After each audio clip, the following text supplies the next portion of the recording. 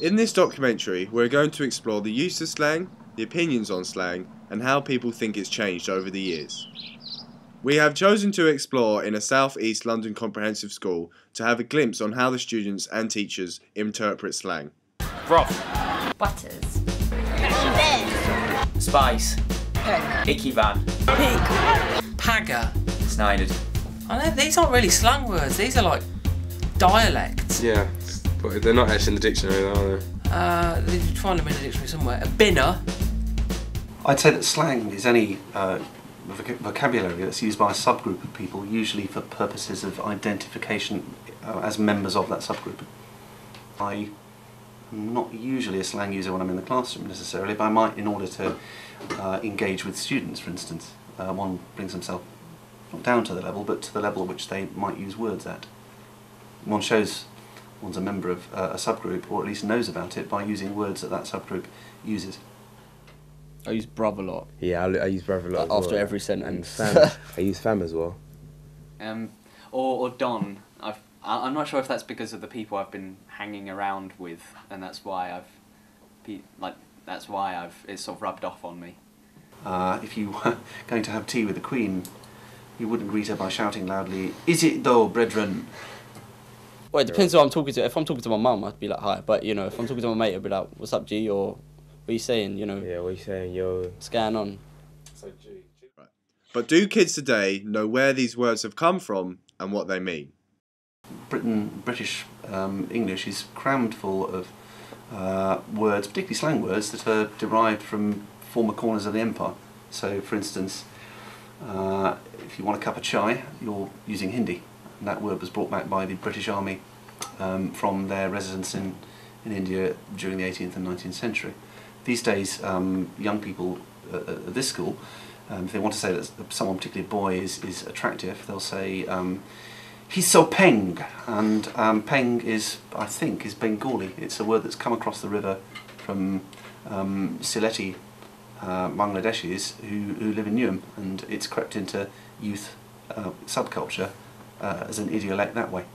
Yeah. Oh, skeen. That's a bad one. Oh. No, it wasn't. See, that's the thing.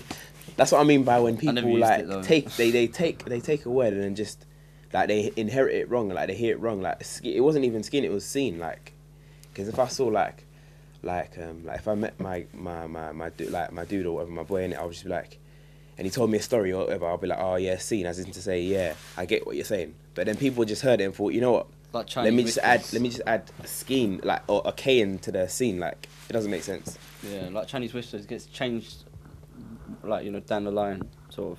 Modern slang, I would imagine, would have something to do with coming from music, perhaps, because I think societies and people are very heavily influenced by music. I mean, the music's changed a lot since we were young, and I can imagine some of the stuff that they say now in music will rub off on younger generations, and they'll end up saying it.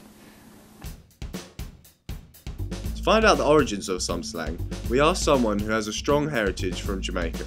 This is because a lot of today's slang is derived from Jamaican patois. Slang, I think, are words that we use which we feel are familiar to other people, and it makes us feel like part of a social group. I'll give you the word facetious. Yeah, I looked it up because as a child my dad and my mum used to say, you're too feisty, meaning you're rude, you're back chatting, you're not respecting your elders, you're feisty. So we said, well, where on earth did that came from? So as I grew up, we looked it up and it said facetious was the nearest that we could come to it. Facetious starts with the word face, which says feisty. So it could be also feisty. Yes, comes from the word feisty. So, you know, trying to make those links, you can see how it was used then. Now, I would never say that to my children, you're feisty. I say you're just damn rude. You've got no manners, you've got no respect, you know? So. As well as today's modern slang, there is also another commonly used slang, which is much older and still used today. This is Cockney rhyming slang. I know you couldn't have known my position, because you're not that stupid that if you did, you wouldn't have turned up here scratching your ass with that "what's going on here" look slapped all over your Chevy Chase. But what you do know is where these people live. This kind of slang originated from thieves' cant, which was used so the police couldn't understand what they were saying. Dog and bone, pony and trap, a Ruby Murray, plates of meat, I'm going for a Brad, Dicky Dirt, cock and hen, apples and pears. Kushti's an old one, isn't it? Del Boy used that one. Actually it was World War One. Germans and the English used to call themselves Tommies. Like English used to be the Tommies and Germans used to be the Jerrys. So they'd be like, oh, get that Jerry over there. Where's my dog and bone? Right. What? Where's my phone? If there's a really bad draft in the room and it's going down the rear of your head, you might hear somebody say, "Oh, I got a devilish George down the back of me, Gregory." Which is, I've got a George draft down the back of my Gregory Peck neck. Slang has been a part of British culture for a very long time, but we found out if people think it has a negative or positive effect on society. I'm mad. Who knew who we was looking for? You knew, didn't you? What are you talking about? You knew, blood. That's why you didn't want to let me look at them. But I didn't know nothing about this. Alright, look. There's like an on there, man, alright? There's some next word there. Offering bare peas, blood. Yeah, I've never really thought of the negative side of it. It could be negative if it's to alienate people totally, so that people don't understand it, but you can see why in prison. I'm not saying that they should, but you're going to have your prison speak for the screws or whoever they have on them on lockdowns. They're going to have that sort of language. So I can't say whether I think it's negative or I just think it has to be. It's like, I don't know, there's like slang that's like gang slang where they don't really know what they say. But and then there's like slang like in it and stuff like that. But everyone uses that. Like other slang, it's just like might be positive, might be negative. As an English teacher, someone who loves words and how they're used, I think that slang is of benefit to society insofar as it lets us be creative in the ways that we describe the world. Depends on when you use it.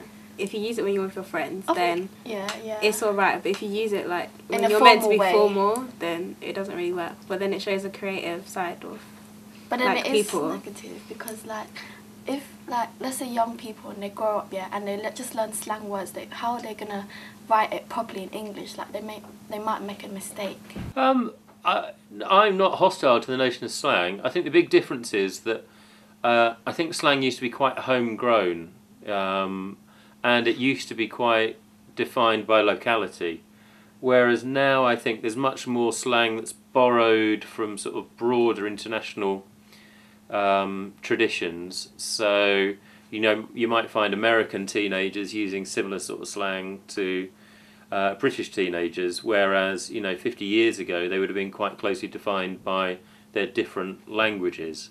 So I think it's a bit of a shame that, you know, there's a generalisation, there's a lack of specificity of location in slang, and I find that a bit dull.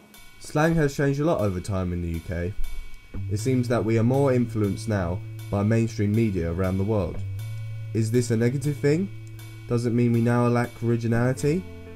Or are people now more able to relate to each other easier abroad?